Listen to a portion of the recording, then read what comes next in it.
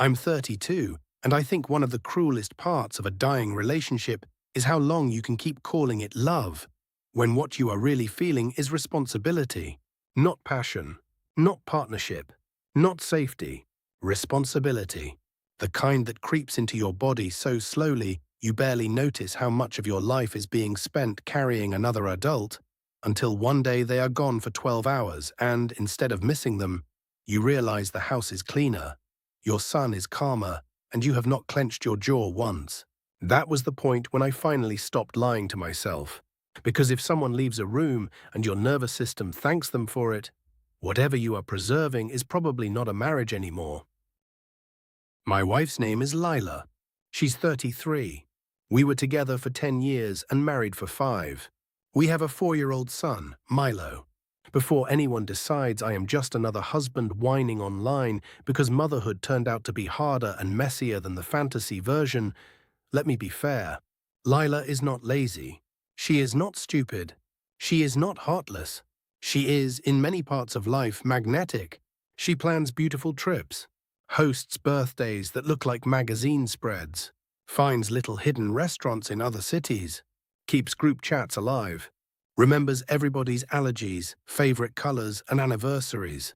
She can walk into a room full of strangers and leave with 6 new numbers and a brunch invitation. That's part of why this took me so long to name. Because when someone is vibrant and competent everywhere else, it becomes very difficult to say out loud, she is unraveling inside our actual home. I work in cloud security from home. Good salary, flexible hours. The kind of job people assume makes parenting easier because you are already there. In reality, it means your office becomes an emergency room nobody respects unless you physically lock the door. Before Milo was born, Lila was clear that she wanted to be the primary parent. We talked about it again and again.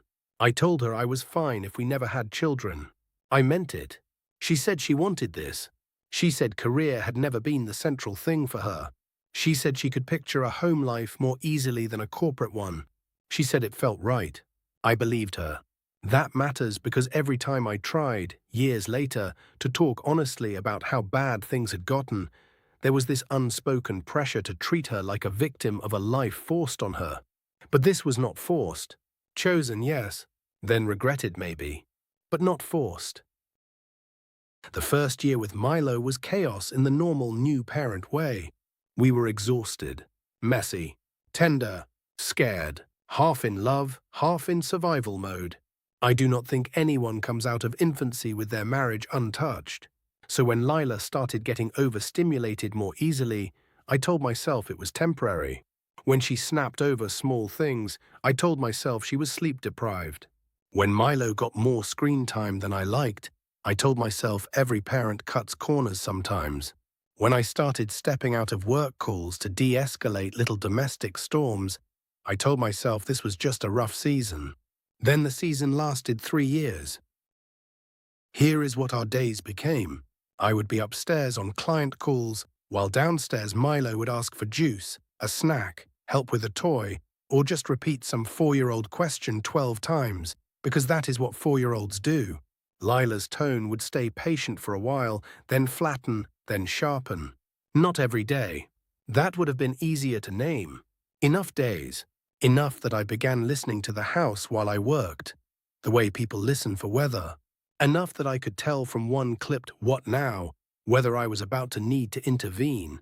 Enough that my son started knocking on my office door for things he should have felt fine asking his mother.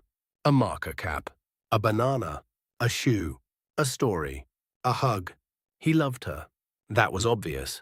But when kids love someone and still approach them carefully, it tells you more than most adults ever will. I tried to compensate. I booked swimming lessons, soccer, a music class, set up park dates, researched preschool programs, took him out the second I was done working so the house would have at least a few calm hours before bedtime. I told myself I was helping my wife. What I was really doing was buffering my son from her. That sentence makes me feel sick. It is still true.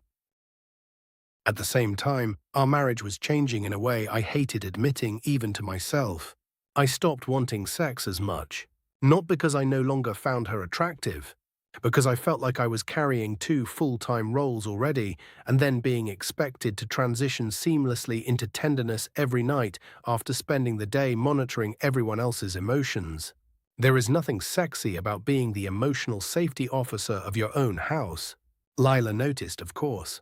She asked if I still desired her, asked if I was withdrawing, asked whether I was depressed, and I would say I was just tired because it felt crueler to tell the truth.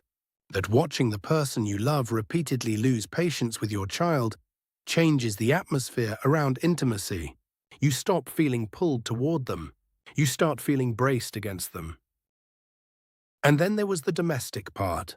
I did not realize how much of my energy was vanishing into stupid, repetitive maintenance until the first week she left, and half the house seemed to start obeying physics again. Lila changed clothes constantly. Gym clothes, then lounge clothes, then a real outfit if she decided to meet someone for coffee. There were towels everywhere, half-empty mugs, snack wrappers, sparkling water cans on side tables, 3 blankets on the sofa, but never the one you actually needed, expensive skincare half open on the bathroom sink, laundry somehow multiplying like we were running a hostel. Food disappeared, leftovers disappeared, anything remotely snackable disappeared. And because she was picky, every meal bent around her tastes. No beans in chili, no visible onion in pasta sauce, no tomatoes unless pureed past recognition, no spice above a mild inconvenience.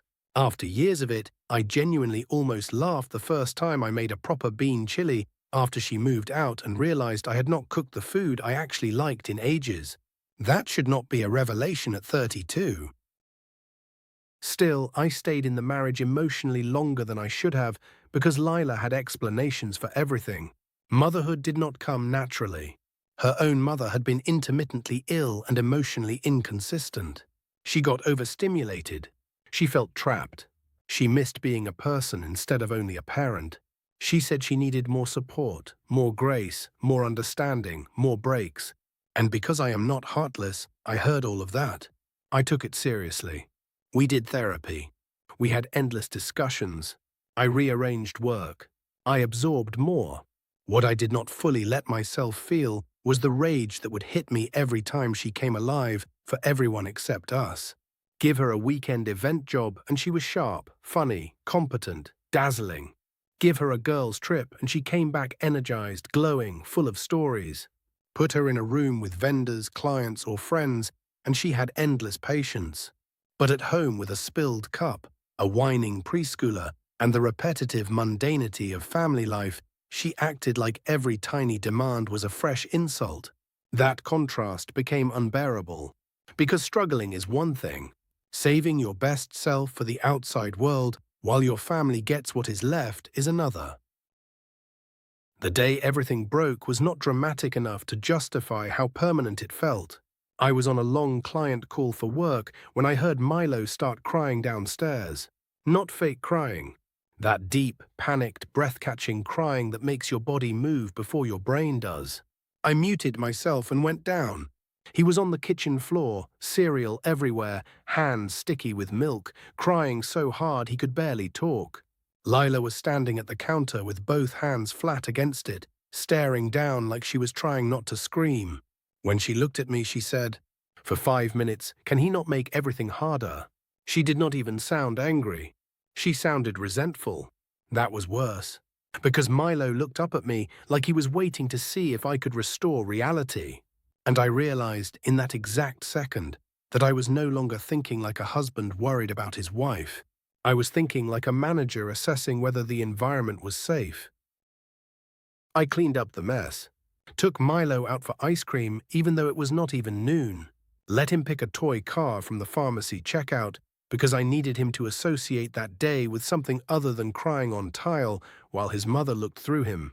Then I sat in my parked car with the air conditioning running and had one of the ugliest realizations of my life. Whenever Lila was gone, life got easier. Not happier necessarily, just easier. Cleaner, calmer, kinder, more predictable. And if your wife leaving the house makes your child more relaxed and your own chest unclench, You are past the point of pretending this is just a hard patch. That night I told her I did not think we were functioning like partners anymore. She cried immediately, then got angry, then defensive, then devastated. She said I was judging her for struggling. She said I had no idea what it felt like to be the one home with him all day. She said I got to hide behind work while she did the actual caretaking. She said I was making her sound like a bad mother because she was not some saintly version of one. I said, you being with him more hours is not the same thing as carrying more of his life. That line detonated the room.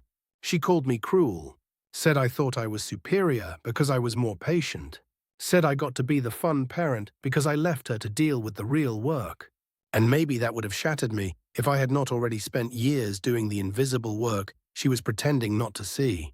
The scheduling, the activities, the doctor appointments, the groceries, the emotional triage, the house management, the post-work park trips to keep the evening from collapsing, the constant vigilance. I did not want to win that fight. I wanted her to hear the truth before the marriage finished rotting around us. She heard only accusation. The conversation lasted for hours. At one point she said, "So what, you want me to leave? Is that what would make you happy?" And I remember there was this terrible pause because I did not know how to answer honestly without sounding monstrous. Not because I wanted her gone forever, because I knew that if she left for a while, the house might finally exhale. She saw that on my face before I said anything. That was the moment I think she realized how bad it really was. Not because I had yelled, because I had not, because I looked tired enough to choose peace over preserving her feelings. 2 weeks later, after one more therapy session and several conversations ugly enough to make both of us feel flayed, she moved into a short-term rental. At the time we called it space. Space has a funny way of telling the truth much faster than intention ever does.